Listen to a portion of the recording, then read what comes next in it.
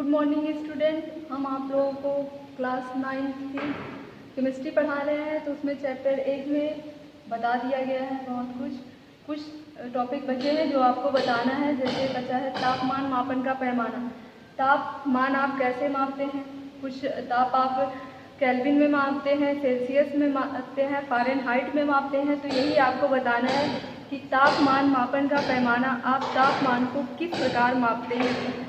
जैसे आपके शरीर का टेम्परेचर कितना होता है, आप उसको कैसे कन्वर्ट कर सकते हैं, उसको कैसे नाप के बता सकते हैं आपके शरीर का टेम्परेचर कितना होता है। जैसे जल का टेम्परेचर 0 डिग्री सेल्सियस है, तो फ़ारेनहाइट में कितना होगा, सेल्सियस में कितना होगा, यही आपको आज बताना है। तो सबसे पहले हम देखते हैं तापमान मापन का पैमाना, स्केल्स ऑफ मेजरिंग टेम्परेचर। तो इसके तापमान मापन के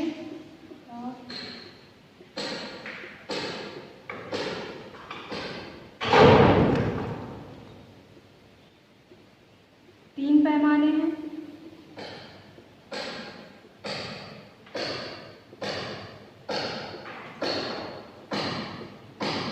पहला है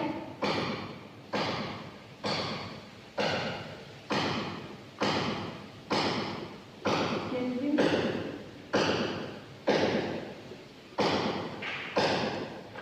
पैमाने पर ताप, और दूसरा है सेल्सियस,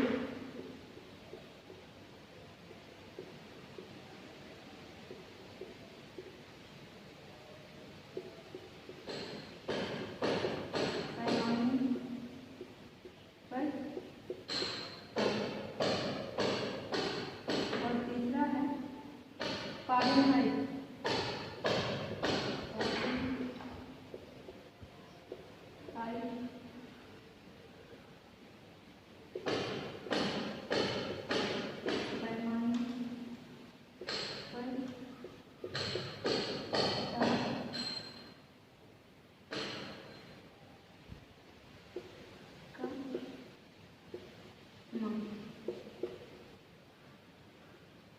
ये तीनों आपको पढ़ना है। पहला है केल्विन पैमाने पर ताप आप किस प्रकार नापते हैं।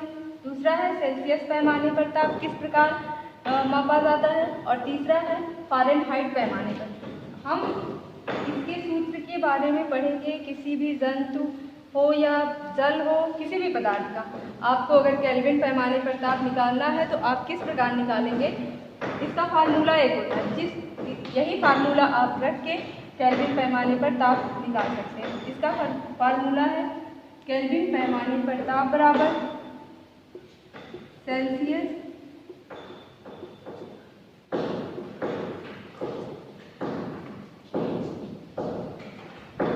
पैमाने पर ताप प्लस 273.16। तो टेम्परेचर किसमें है, केल्विन में है, is equal to Celsius plus 273.16। Kelvin पैमाने पर ताप सेल्सियस पैमाने पर ताप प्लस 273.16। तो टी क्या है, टी टेम्परेचर है, के केल्विन है, और टी टेम्परेचर है, और ये किसमें है, सेल्सियस में है। आपको टेम्परेचर अगर 200 डिग्री सेल्सियस दे दिया जाए, उसको कहा जाए कि सेल्सियस पैमाने पर परिवर्तित कीजिए, तो ये 200 डिग्री सेल्सियस आपका है, प्लस कर देंगे 273.16। ये करके आप इसको जोड़ के कितना आ जाएगा, 473.16 डिग्री सेल्सियस, क्योंकि आपको सेल्सियस पैमाने, ये आपका फार्मूला है। आपको बताया जाएगा अभी सवाल कि किस प्रकार आपको इसमें सवाल रखना है।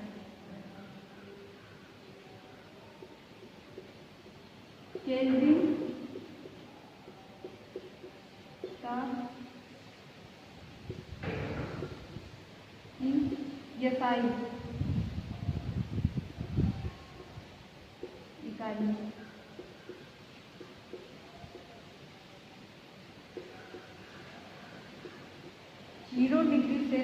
पर टेम्परेचर कितना रहता है? 273.16। ये 0 डिग्री सेल्सियस पर टेम्परेचर, जल का टेम्परेचर अगर 0 डिग्री सेल्सियस है तो बराबर कितना होगा? 273.16 डिग्री सेल्सियस होगा। अब आपको देखना है सेल्सियस पैमाने पर ताप किस प्रकार मापते हैं। बराबर केल्विन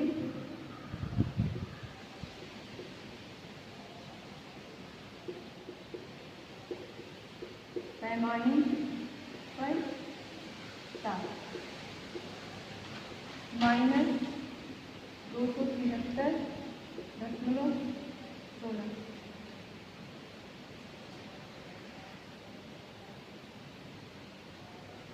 माइनस 273.16। तो अब इसमें लिखेंगे टेम्परेचर 3 डिग्री सेल्सियस बराबर टेम्परेचर केल्विन में हो गया आपका माइनस 273.16। अब फ़ारेनहाइट में पैमाने पर आपको ताप का मान ज्ञात करना है। ताप का मान सेल्सियस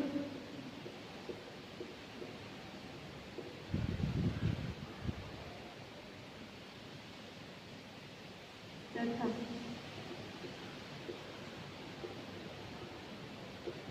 फ़ारेनहाइट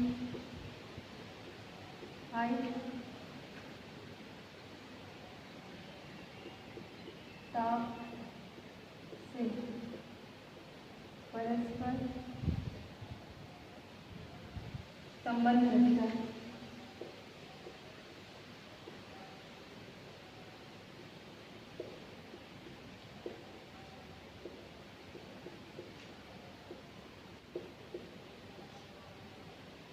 फ़ारेनहाइट बराबर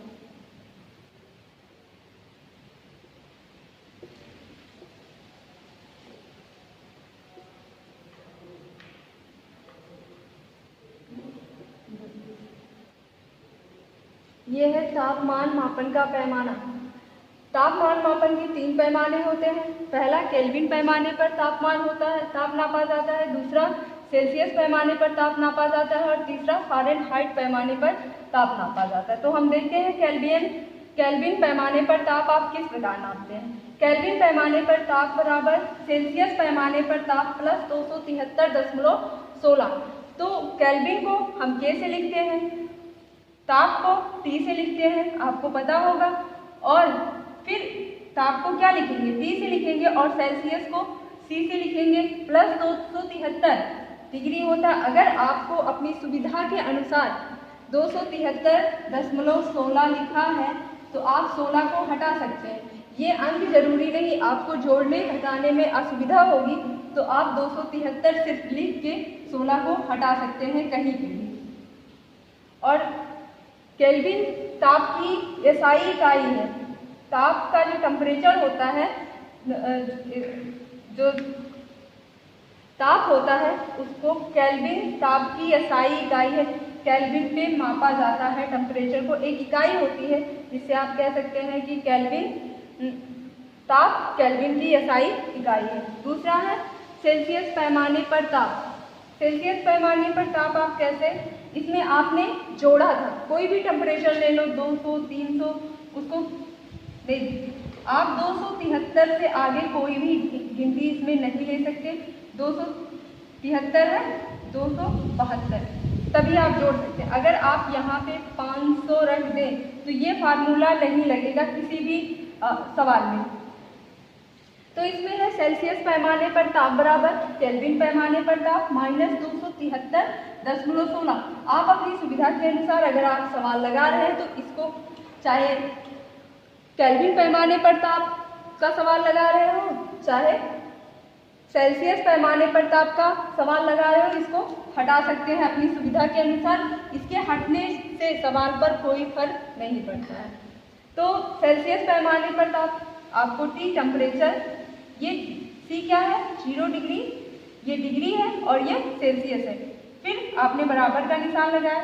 T टेम्परेचर है, K केल्विन है -273.16 जो 0 डिग्री सेल्सियस का टेम्परेचर है। तीसरा है फ़ारेनहाइट पैमाने पर ताप का मान सेल्सियस तथा फ़ारेनहाइट ताप के परस्पर से संबंध रखता है। फ़ारेनहाइट पैमाने पर ताप जो होता है सेल्सियस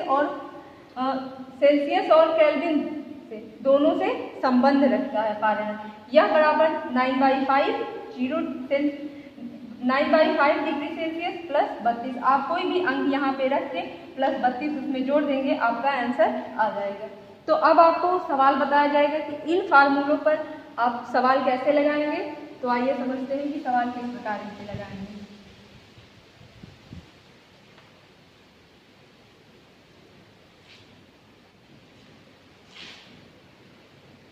एग्जाम्पल है उदाहरण 200 डिग्री सेल्सियस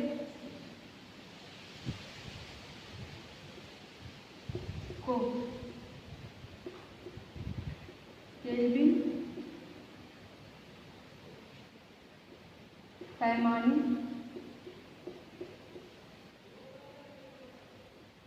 पर परिवर्तित कीजिए।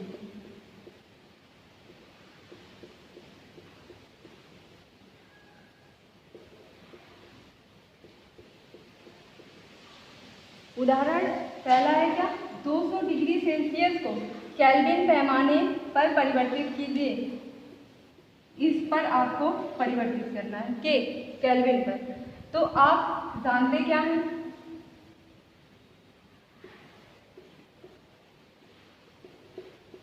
आप सूत्र पढ़े होंगे। हम जानते हैं कि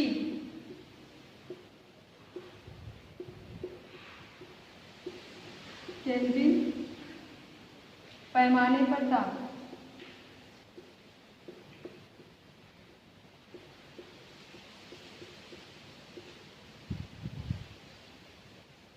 बराबर सेल्सियस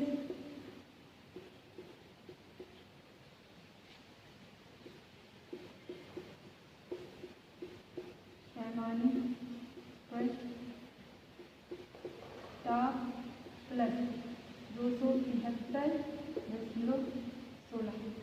तो आपको मिला है केल्विन पैमाने पर क्या है, 200 डिग्री सेल्सियस को केल्विन पैमाने पर परिवर्तित कीजिए। यही तो आपका सवाल है।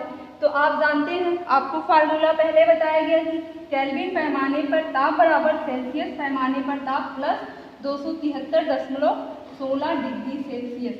तो आपको यहाँ पे सेल्सियस पैमाने पर ताप कितना है, 200 डिग्री सेल्सियस प्लस आपको दिया है 273.16 डिग्री सेल्सियस बराबर। अब आप क्या करेंगे, इन दोनों को जोड़ देंगे, जो आएगा वही आंसर होगा। तो 0.16 हो गया 473। आप अपनी सुविधा के अनुसार इसको हटा सकते हैं, इतना आपका आंसर आएगा। आपको अगर आपको 273 से पहले की गिनती दिया जाए 1 से लेके 272 तक दिया जाए, तो आप इसको हमेशा जोड़ेंगे। ये फार्मूला नहीं है, लेकिन आप इसको जाने रहिए। अगर आपको दे दिया जाए कि परिवर्तित कीजिए, आपको नहीं समझ में आ रहा है हमको जोड़ना है या घटाना है, कौन सा फार्मूला लगाना है, अगर आपको 272 के से नीचे दे दिया जाए तो आप यही जानेंगे कि हमको जोड़ना है। ये एक ट्रिक है। तो 200 डिग्री सेल्सियस होगा केल्विन पैमाने पर, हमने इसको चेंज कर दिया। 200 केल्विन 473 या कह सकते हैं 473.16 केल्विन होगा। तो इसमें और लिख सकते हैं इस प्रकार,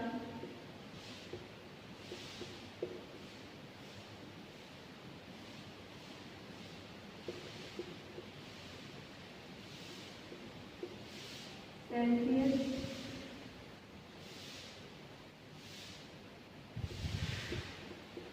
पैमाने पर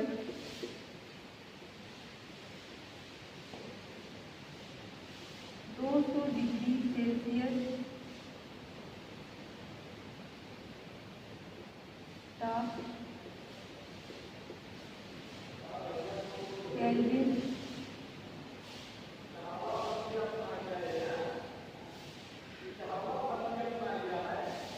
पैमाने पर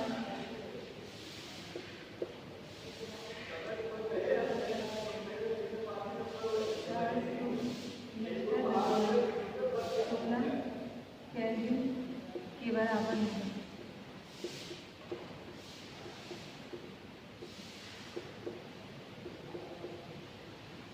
एक बार फिर से आप लोगों को बता दे रहे हैं, 200 डिग्री सेल्सियस को केल्विन पैमाने पर परिवर्तित करना है। तो आप जानते हैं कि केल्विन पैमाने पर ताप बराबर सेल्सियस पैमाने पर ताप होता है प्लस 273.16 डिग्री सेल्सियस होता है।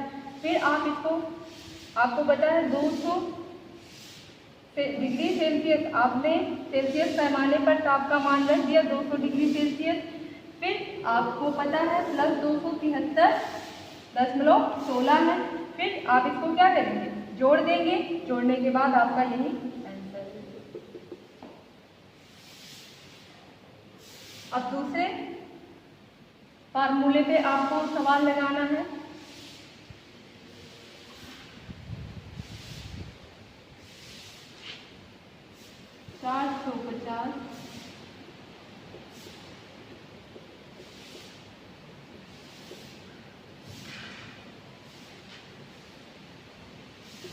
केल्विन ताप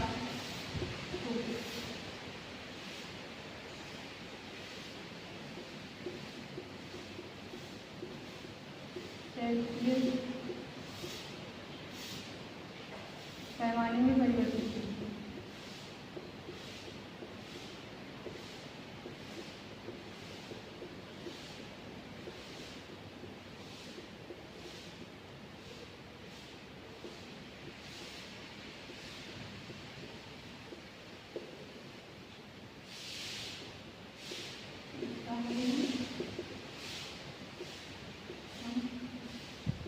जानते हैं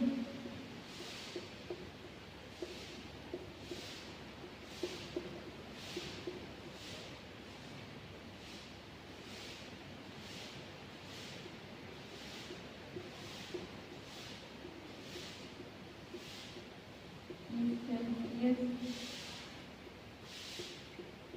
पैमाने पर ताप बराबर केल्विन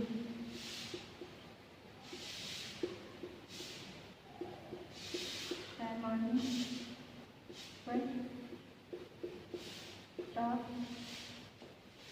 माइनस 273.16। तो आपका फार्मूला क्या है, 450 केल्विन, 450 केल्विन ताप को सेल्सियस पैमाने में परिवर्तित कीजिए। तो आप जानते हैं कि सेल्सियस पैमाने पर ताप बराबर केल्विन पैमाने पर ताप माइनस 273.16। तो केल्विन पैमाने पर ताप कितना है, 450 है, माइनस 273.16। आप सुविधा के अनुसार इसको हटा सकते हैं, चाहे आप रखें इसको इसके पास, चाहे ना रखें, लेकिन हम रखते हैं। तो बराबर 176.14 डिग्री सेल्सियस होगा। यही आपका आंसर है।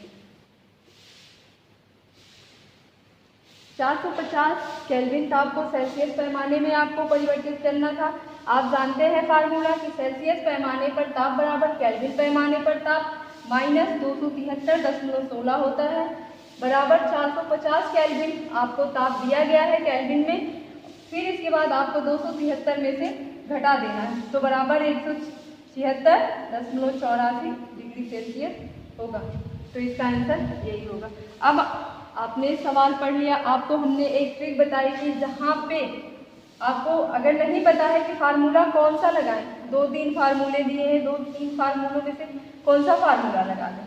हमने आपको बताया 200 अगर आपको सेल्सियस में परिवर्तित करना है तो आप 272 से पहले वालों को क्या करेंगे, जोड़ेंगे। और अगर आपको 273 के बाद 74 देता है तो आप उसको क्या करेंगे, हमेशा घटाएंगे। यही आप जाने रहिए कि कौन सा फार्मूला किस में लगना है। अगर 274 दिया तो आप समझ जाइए कि हमको 273 में से इसको घटाना है। लेकिन अगर 1 से लेकर 272 तक देता है तो आप जानिए कि हमको इसको जोड़ना है। इसी प्रकार आपको अगर सवाल नहीं आता तो आपको ये पता है कि नहीं पता है कि कौन सा फार्मूला लगा, आप इसी बिना पर सवाल फार्मूला रख सकते हैं। अब आपको पढ़ना है अवस्था परिवर्तन पर दाब का क्या प्रभाव पड़ता है।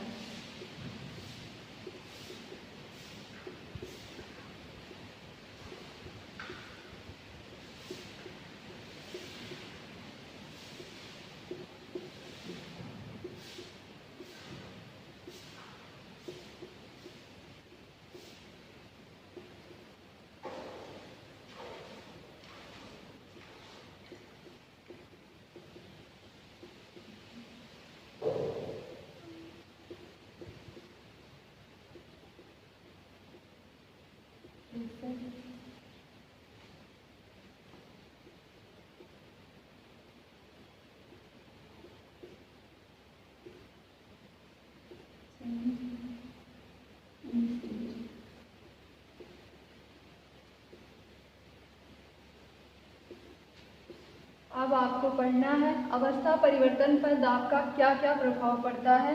Effect of pressure on change in state.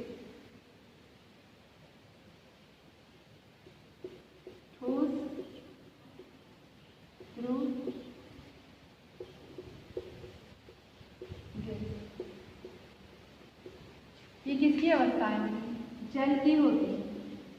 और कोई पदार्थ ऐसा नहीं है जो तीनों अवस्थाओं में पाया जाए, सिर्फ जल एक ऐसा पदार्थ है जो तीनों अवस्थाओं में पाया जाता है, ठोस में भी पाया जाता है, द्रव में भी पाया जाता है और गैस में। तो आपको ये बताना अवस्था परिवर्तन इनमें किस प्रकार होगा। आप टेम्परेचर देंगे तभी तो इसमें अवस्था परिवर्तन होगा।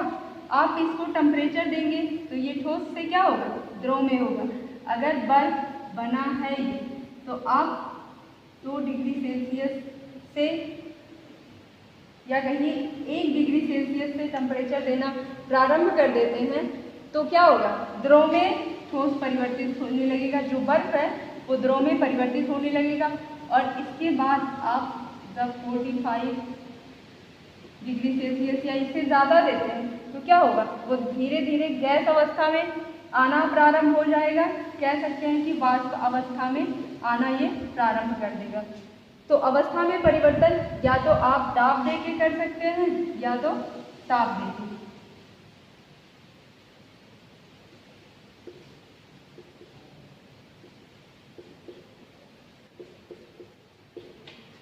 किसी भी द्रव्य की अवस्था में परिवर्तन या तो दाब लगा कर किया जाता है या तो ताप लगा के किया जाता है। तो जल की अवस्था में परिवर्तन हम किस प्रकार करेंगे, टेम्परेचर देंगे, ताप देके उसकी अवस्था में परिवर्तन करेंगे।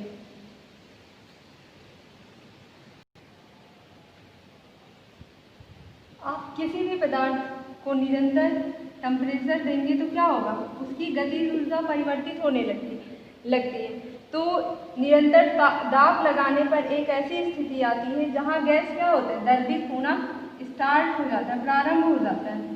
ये द्रवित होना प्रारंभ हो जाएगा इसका, और ये क्या करेगी, गैस अवस्था में आ जाएगी और द्रव में परिवर्तित होने की क्रिया को संघनन कहा जाता है। लेकिन गैस से जब द्रव अवस्था में परिवर्तित होगा तो वही क्रिया क्या कहलाएगी, संघनन। जैसे अब इसमें कुछ एग्जाम्पल आपको बताए जाएंगे कि इसका एग्जाम्पल क्या है।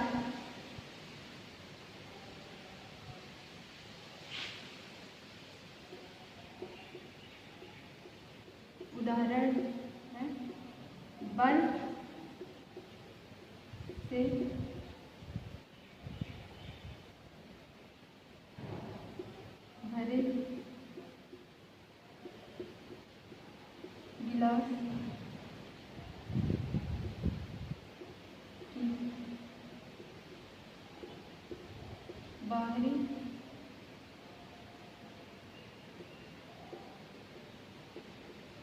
दीवारों पर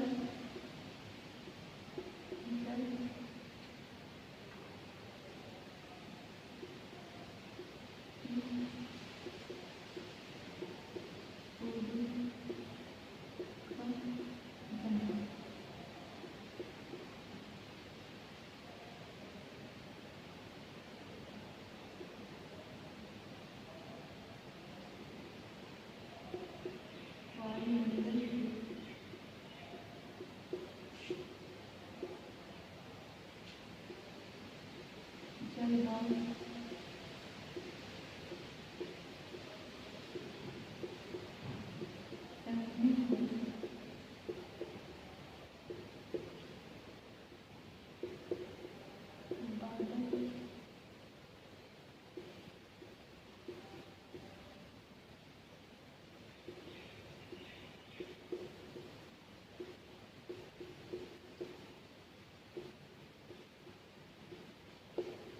तो इसमें एग्जाम्पल क्या है, बर्फ से भरे गिलास की बाहरी दीवारों पर जल की बूंदों का जमना।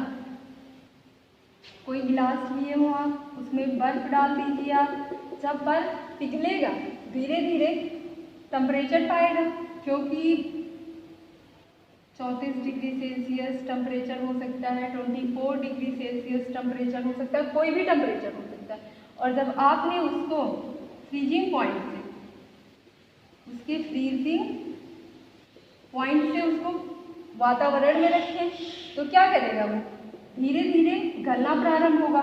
और जब गलना प्रारंभ होगा तो उसमें वाष्पन की क्रिया उत्पन्न होगी।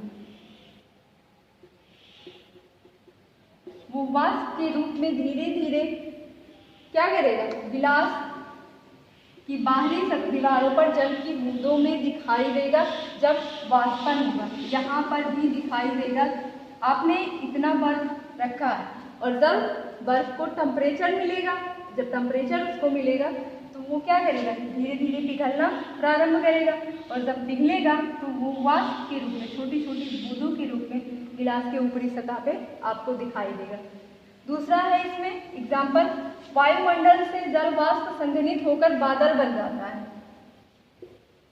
आप देखते होंगे तालाब में गर्मी के मौसम में बहुत ज़्यादा वाष्पन होता है। क्यों? क्योंकि वातावरण में नमी नहीं रहता है, इसलिए बहुत ज़्यादा वाष्पन होती है। और वाष्पन वही क्या होती है, जब मौसम में नमी पाती है, आर्द्रता कम होती है, तो वही संघनित होकर बादल बन जाती है। और बादल बन के क्या कर देती है, बारिश कर देती है। तो वायुमंडल में जल वाष्प संघनित होकर, और किस मौसम में सबसे ज़्यादा जल वाष्प संघनित होता है, गर्मी के मौसम में।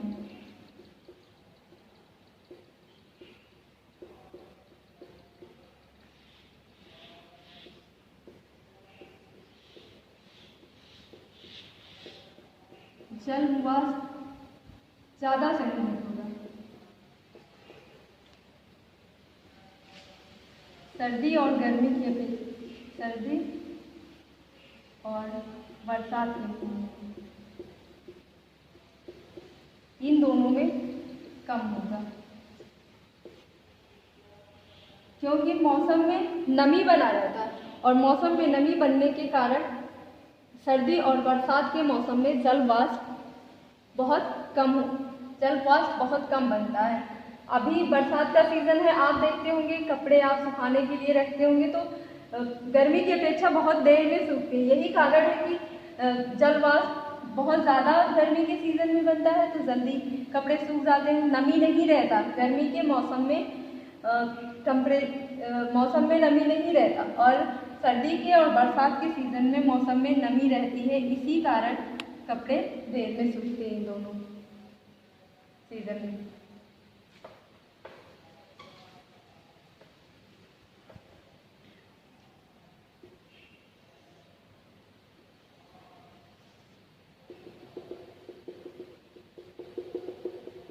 आपको बताना है जल वाष्पन किसमें सबसे अधिक है। ये पतला पात्र है और ये चौड़ा पात्र है। तो चौड़े पात्र में ज़्यादा वाष्पन होगी या संकरे पात्र में? इसको